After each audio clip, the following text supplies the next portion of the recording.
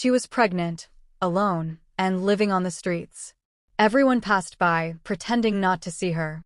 But what happened next would change her life forever, and it shocked everyone around her. No one expected her story to touch so many hearts.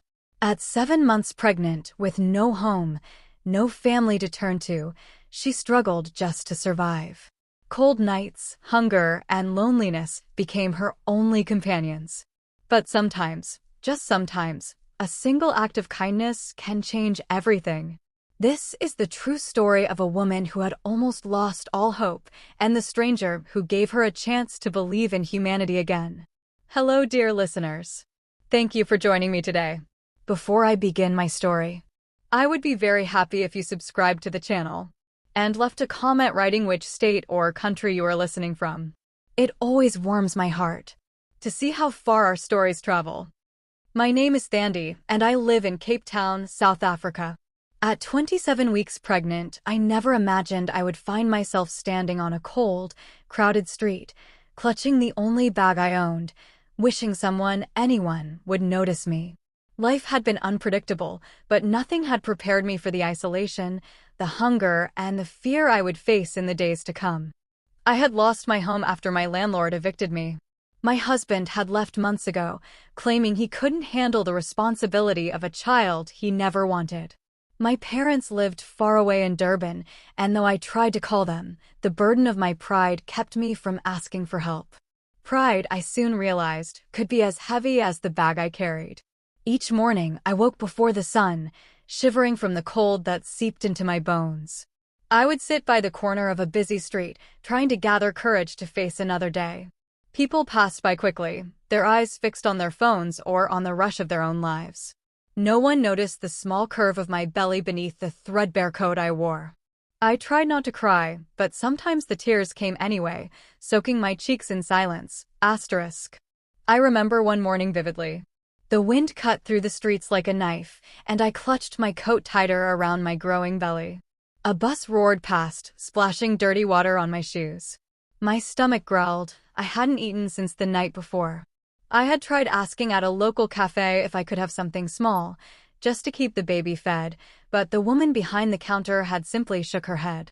"Sorry, we can't," she said, not unkindly, but without a hint of warmth.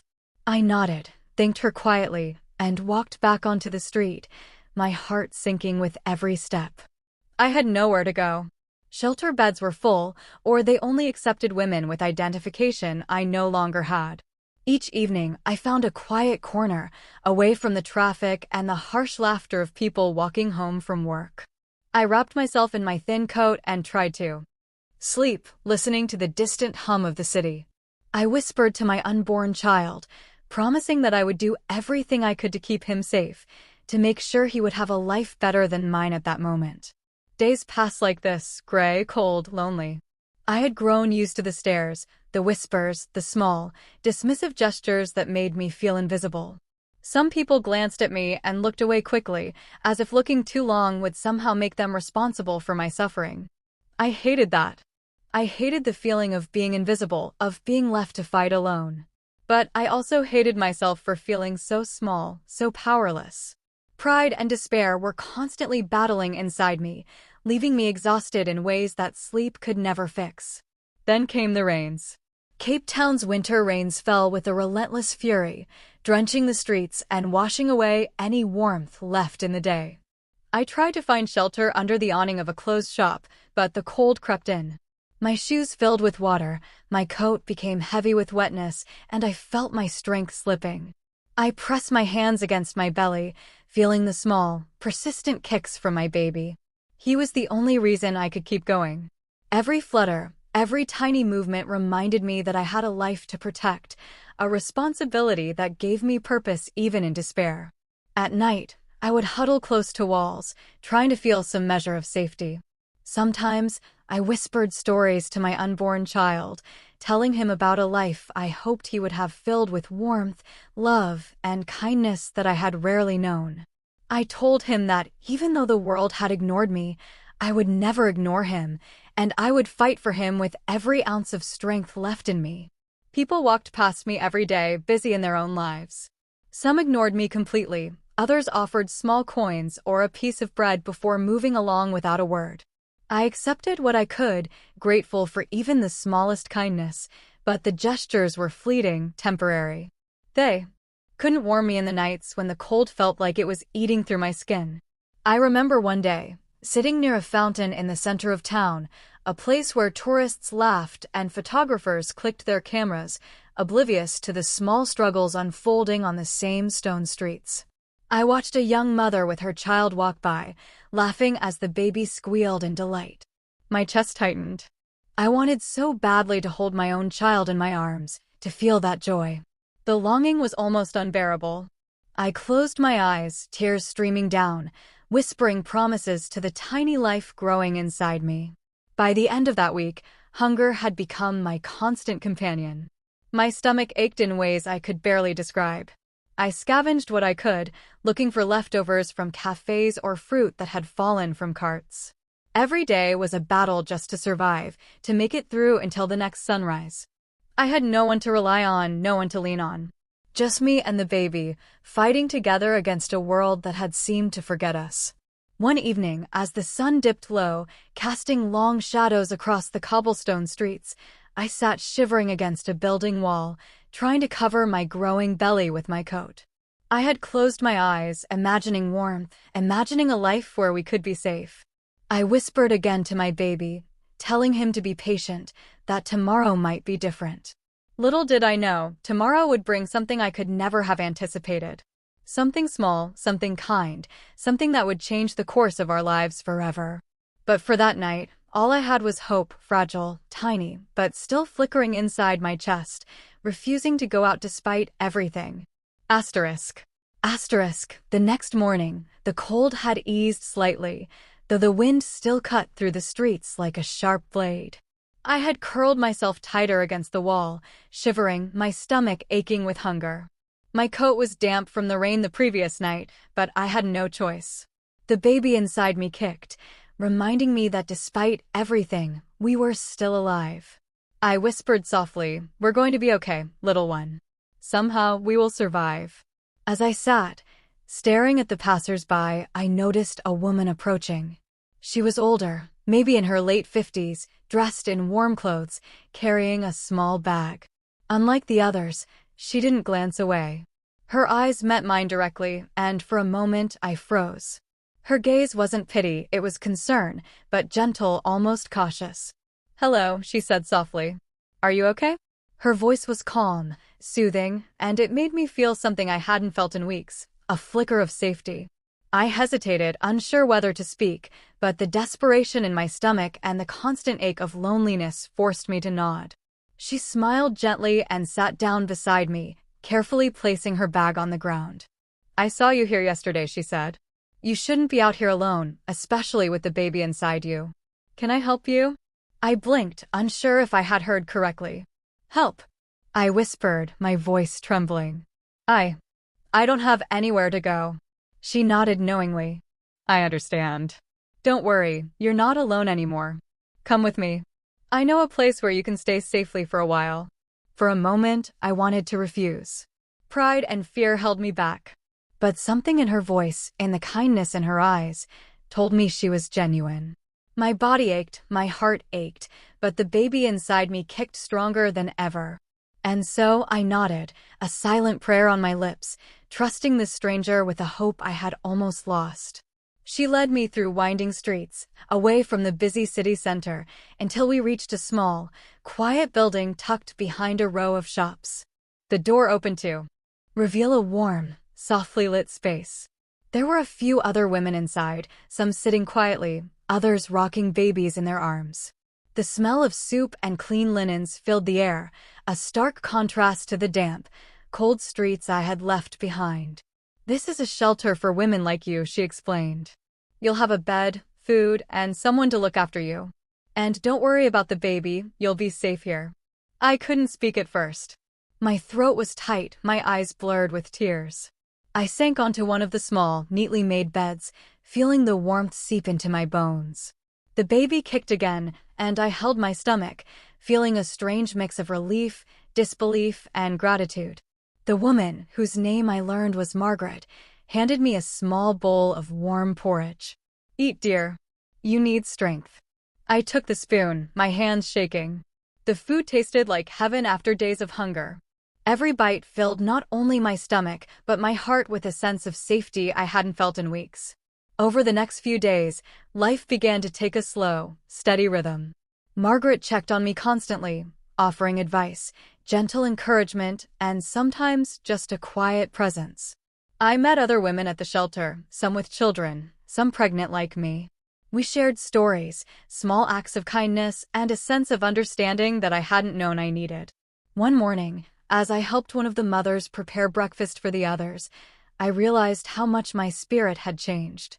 I was still afraid of the future, still worried about the baby, but I no longer felt completely alone. I had people who cared, people who believed in me. And in the midst of all this, I felt something I hadn't felt in a long time: hope. Then came the day when I felt sharp pain in my lower abdomen. Fear gripped me instantly. My heart raced, and I collapsed onto my bed. Margaret and another woman rushed to my side, their hands steady, their voices calm. They helped me to a nearby clinic, where the doctor checked on the baby and me. The relief when we learned everything was fine was overwhelming. Tears streamed down my face as I whispered thanks, first to Margaret, then to the universe, then silently to the baby inside me. I had survived the streets, the hunger, the cold, and now I had survived a scare that could have broken us both. But instead, it strengthened my resolve. I would fight for this life, no matter what. In the evenings, Margaret and I would sit by the small fireplace in the shelter, drinking tea. We talked about our lives, our struggles, and our dreams. She shared stories of other women she had helped, and I began to see that kindness was not just an occasional act, it was a choice, a commitment to make a difference no matter how small. I asked her, "Why are you helping me? You don't even know me." She smiled softly, her eyes kind but firm. "Because someone once helped me when I had nothing. And now, it's my turn to help someone else. You and your baby deserve a chance at life." Her words sank deep into my heart.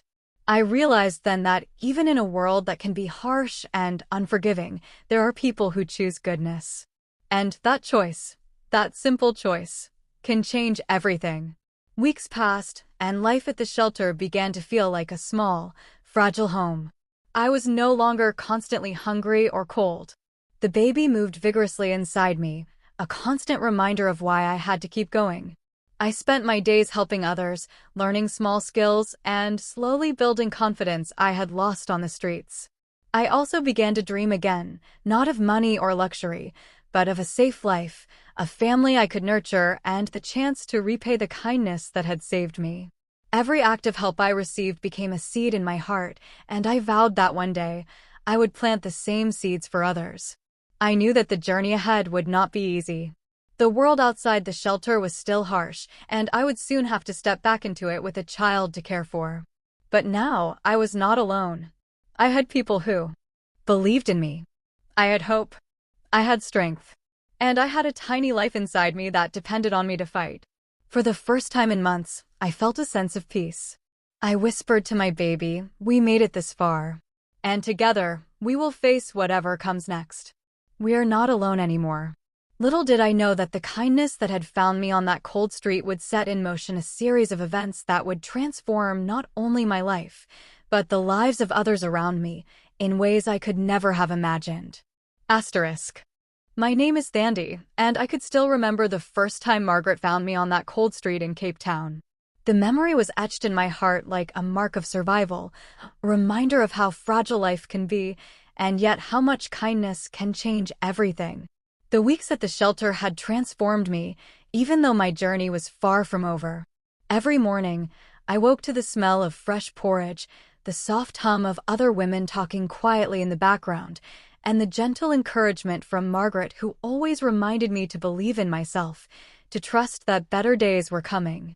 I had never thought I would feel so safe, so cared for, after living weeks of fear, hunger, and loneliness, but somehow, here I was.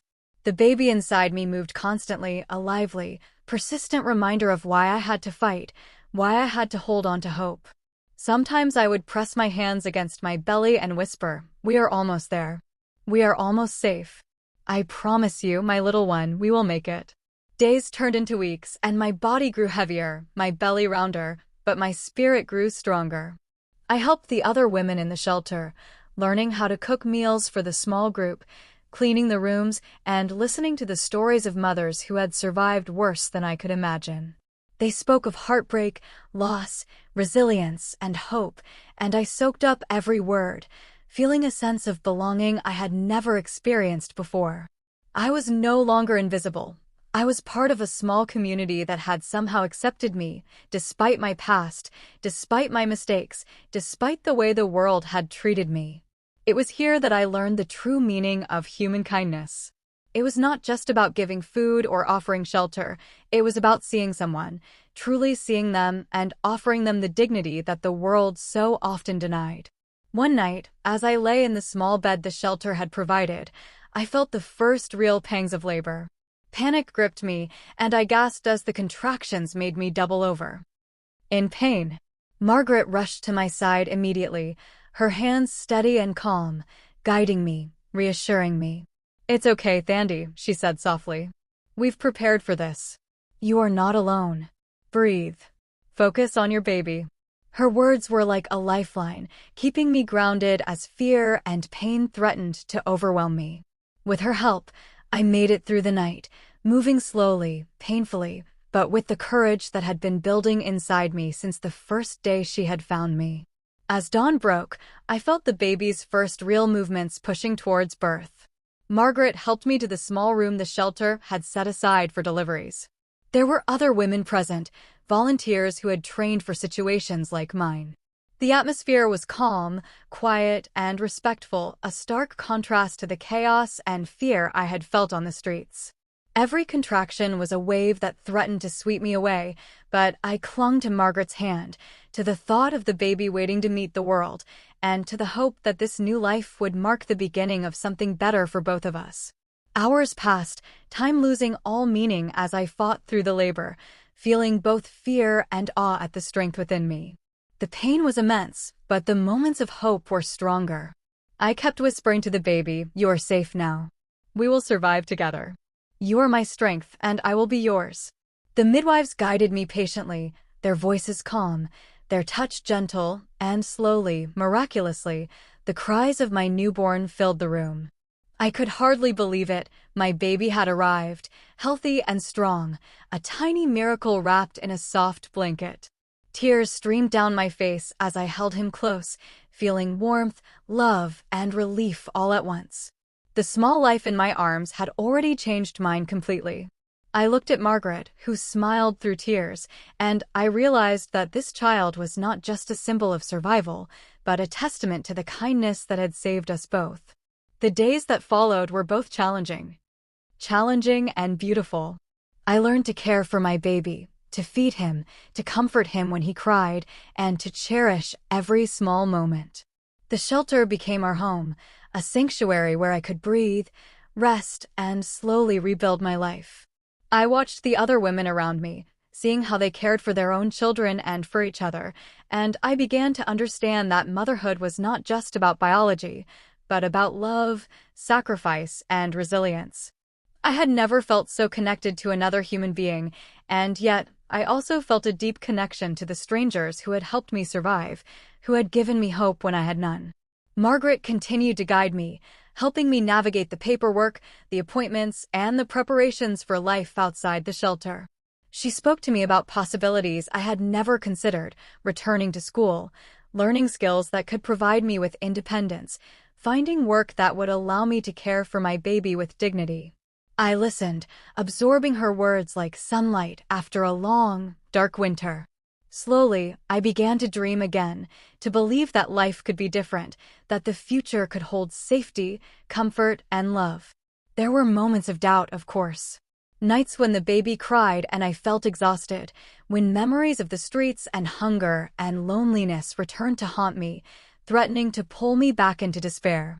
But each time, I remembered the kindness that had reached me, the hand that had guided me into the shelter, the woman who had refused to let me give up. That memory became my anchor, reminding me that goodness existed, that life could be beautiful even after suffering, and that I was not alone. Weeks turned into months. My baby grew, his cries turning into small coos, his eyes bright and alert. I began to regain strength to laugh again, to hope again. I formed friendships with the other mothers at the shelter, women who had endured pain and emerged stronger. We shared stories, meals, and sometimes just silent companionship, knowing that we understood each other in ways no one outside could.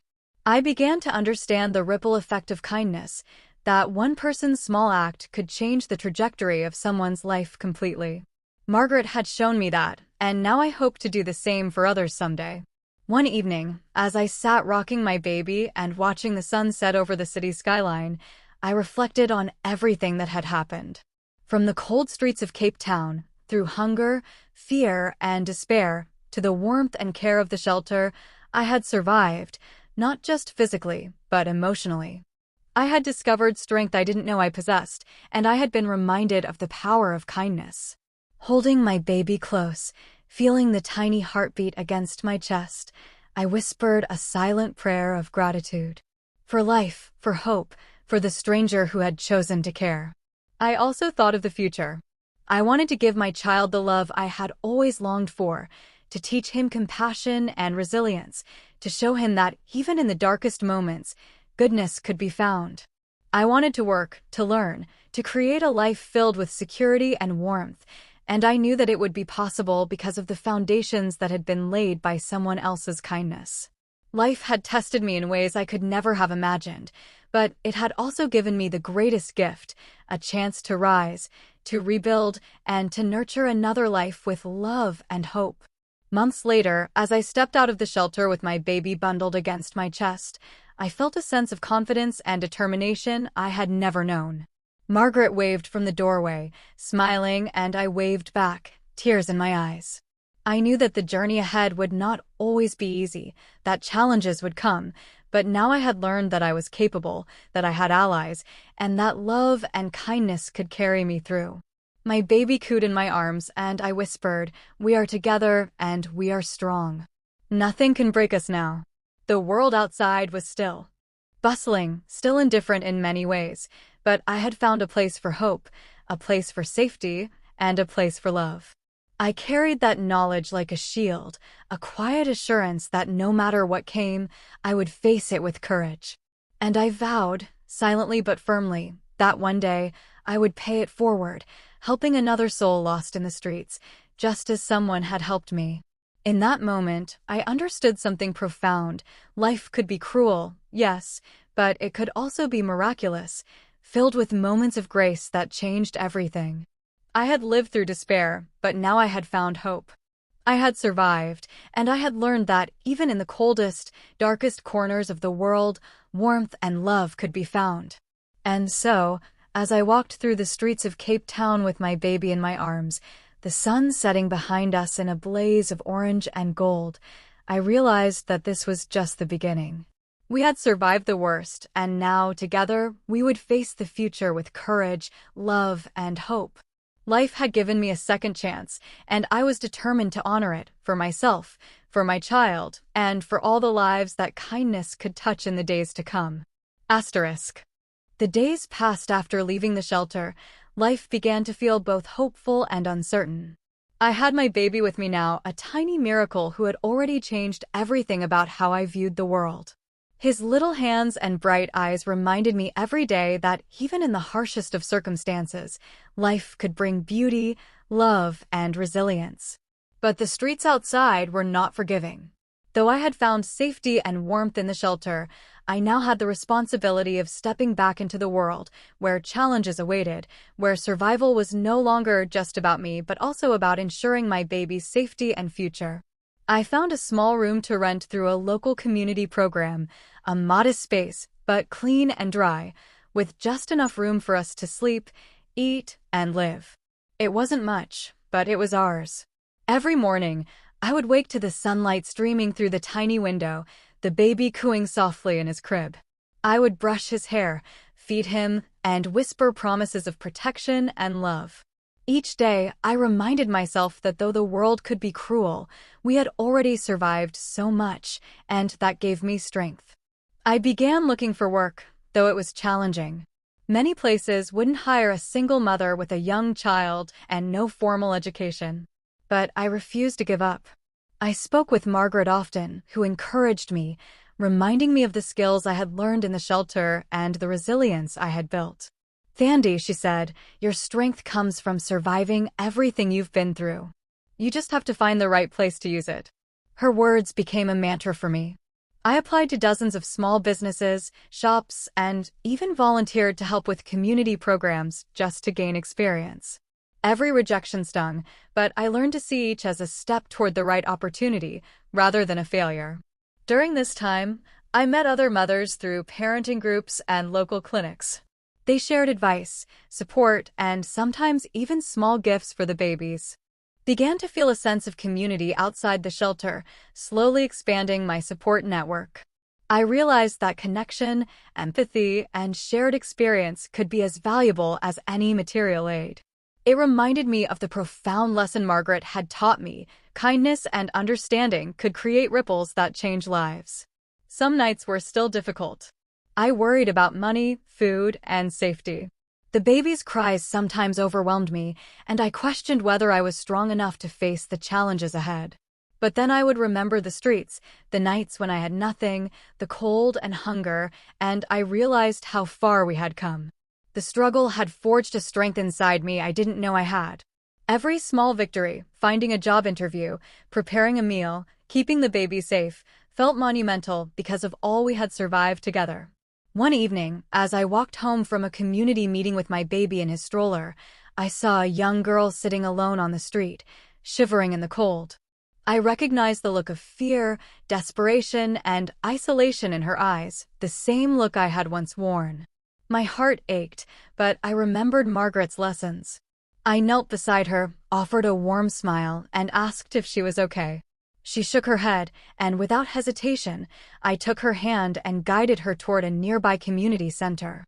The warmth and safety of that space mirrored the first shelter that had saved me, and I felt an overwhelming sense of purpose. Perhaps, I thought, my journey wasn't just about surviving, it was about helping others survive too. As weeks turned into months, life became a delicate balance of work, care, and community involvement. I started a small side project, helping teach other young mothers skills I had learned, like cooking, basic childcare, and navigating local resources. Watching them gain confidence, seeing their lives slowly change, reminded me of the power of one small act. I began to see that life wasn't just about enduring hardship, but also about using the lessons we've learned to make a difference for others. Even though challenges continued, financial strains, occasional illness, and the constant balancing act of parenting, I felt a growing sense of resilience and hope. My baby's laughter became a constant source of joy, reminding me why I had to keep moving forward. I found comfort in the small moments: a sunny day in the park, a shared meal with other mothers, a quiet evening reading to my child. These moments reminded me that life's beauty often exists in small, quiet fragments, and it was our job to notice and cherish them. Margaret remained a guiding light, checking in regularly, offering advice, and celebrating each of my small victories. "You are stronger than you realize," she would say. And I began to believe her. I realized that survival was not just about enduring the past, but also about embracing the present and looking toward the future with hope and determination. I wanted to create a life where my child would never feel the fear and loneliness I had experienced, a life filled with love, stability, and opportunity. I also began to reflect on the ripple effect of kindness. Every small gesture I had received, from Margaret, from the shelter volunteers, from strangers who gave me a piece of bread or a warm smile, had brought me to this point. It became clear to me that life was a series of interconnected moments, and every act of compassion had the power to transform someone's world. I felt a growing sense of responsibility to pay it forward, to ensure that someone else, like the young girl I had helped, could feel hope when they had none. The months continued, each day bringing new lessons, challenges, and joys. I learned to navigate public transport with a stroller, to budget carefully, to balance work with childcare. I formed friendships that offered support, laughter, and understanding. I discovered that resilience was not just about surviving hardship, but also about cultivating patience, empathy, and courage. Every night, as I lay beside my sleeping child, I whispered gratitude for life, for survival, and for the opportunity to shape a future filled with possibility. One particularly cold night, as I tucked my baby into bed, I thought about the journey we had traveled, from the streets of Cape Town to the shelter, and now to our small rented home.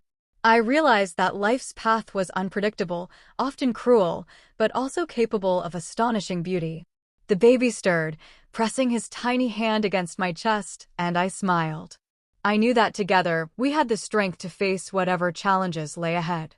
I had survived despair, poverty, and fear, but now I had hope, purpose, and love guiding my every step. I began to make plans for the future, setting small, achievable goals. I wanted to secure stable work, perhaps return to school, and expand the community help I had started. I wanted my child to grow up understanding the value of kindness, empathy, and resilience. I knew it would not be easy, but the challenges no longer terrified me, they motivated me. Every struggle became an opportunity, every setback a lesson, and every small success a celebration of how far we had come. Through this process, I discovered a quiet inner strength I had never known. I learned that life could not be predicted, but it could be shaped by determination, love, and compassion. I learned that no matter how lost or alone one might feel, there is always a chance for connection, support, and transformation. And perhaps most importantly, I learned that kindness could create ripples that extend far beyond the moment, touching lives in ways we could never fully imagine. Even now, as I sit by the window watching the city lights flicker across Cape Town, the baby asleep beside me, I reflect on the journey that brought us here. The struggles, the hunger, the cold nights, the fear, all of it has shaped me into the person I am today. I have learned to see beauty in small moments, to cherish love in all its forms, and to recognize the power of hope and human connection. I am not finished with my journey, nor am I finished helping others along the way, but I am no longer afraid. I have survived, and I will continue to thrive, not just for myself, but for my child and for all the lives that kindness can touch in the days ahead. Asterisk. I sat by the window of the small home I had worked so hard to secure. I looked down at my child sleeping peacefully in his crib. Every little breath, every tiny movement reminded me of the journey we had survived, the hunger, the fear, the nights when I didn't know if we would make it through another day. And now here we were, alive, safe, and slowly building a life together. It was hard to believe that only a few months ago, I had been wandering the cold streets of Cape Town, pregnant, alone, and desperate. The memory of that fear still lingered, a shadow that reminded me of how far we had come and how precious life truly is. Margaret had been a constant presence in my life, guiding me, encouraging me, and teaching me that kindness could change everything. But now it was time for me to step fully into my own strength, to take responsibility not just for survival, but for creating a life filled with purpose, hope, and love. I started a small community program in the area, helping young mothers and women who were struggling the way I once had. It wasn't much at first, just a few women learning basic skills, cooking, and childcare, but each small success felt monumental. Every life I could touch reminded me of Margaret's lesson: one act of kindness can ripple through countless lives. One afternoon, as I returned from the community center, I noticed a young girl sitting alone by a bus stop, clutching a small bag. Her eyes were wide with fear, and I recognized that same look I had worn months ago, the look of someone who felt invisible in a world that had forgotten her. I approached slowly, my heart aching with empathy. "Are you okay, dear?" I asked gently. She shook her head, and without hesitation, I took her hand and guided her home. That day, I realized fully that my journey had come full circle. I was no longer just a survivor. I was a helper, a mentor, a guide. The cycle of kindness had returned to me, and now it was my turn to give it forward. Life, however, was not without challenges. There were moments when money was tight, when the baby was sick, when I felt the weight of exhaustion pressing on me like a heavy stone. But each difficulty was met with resilience, a resilience that had been forged on the streets, in the shelter, and in the quiet moments of despair that had taught me to never give up. I discovered that strength does not come from comfort, but from facing the storms head-on, with courage, hope, and love guiding each step. Months turned into a year, and my child grew healthy, curious, and full of life. I returned to school, studying community development and childcare, determined to build skills that would allow me to help more people. The work was demanding, and some days I questioned whether I could continue, but then I would look at my child, see the innocence and trust in his eyes, and I would know that I had to persevere. He was my purpose, my motivation, my constant reminder that life could be beautiful, even after the darkest struggles. One evening, as the sun dipped below the horizon and cast a golden glow across the city, Margaret visited. We sat together, sharing tea, reflecting on the journey. She smiled at me, eyes glistening with pride. "You've grown so much, Thandi. You're no longer the scared, hungry girl I found on the street. You're a mother, a mentor, a survivor. You are proof that kindness changes lives."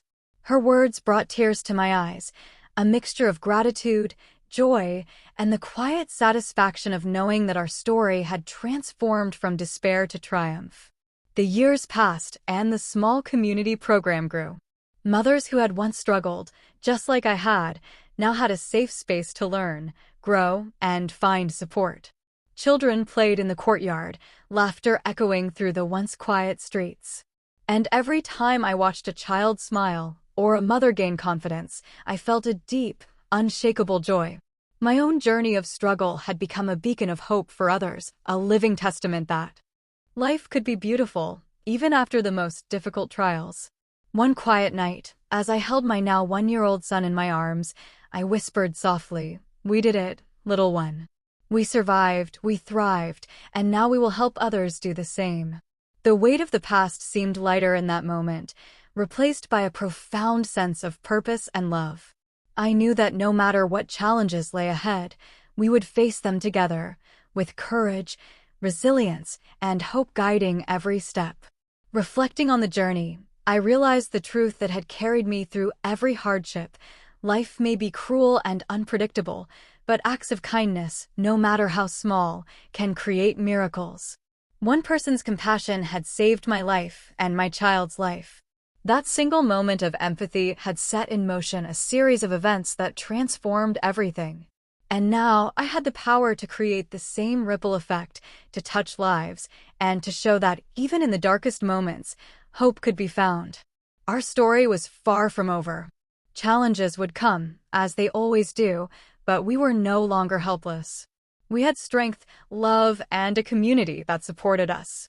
I had learned that life's greatest power lies not in what we endure alone, but in what we give, what we share, and the hope we pass on to others. And in that, I found peace. I had survived, I had thrived, and I had become a living proof that, even in the harshest world, miracles happen when compassion meets courage.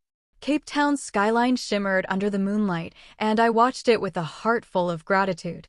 My son stirred in my arms, and I kissed his tiny forehead. Life had given us a second chance, and we would honor it every day.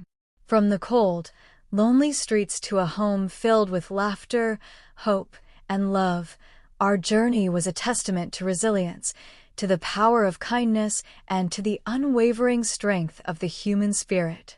And as I held my son close, I knew with absolute certainty that no matter what the world threw at us, we would face it together. Thriving, surviving, and spreading hope wherever we could. This was our story, our triumph, and the beginning of a life built not just on survival, but on love, courage, and the extraordinary power of compassion. Asterisk.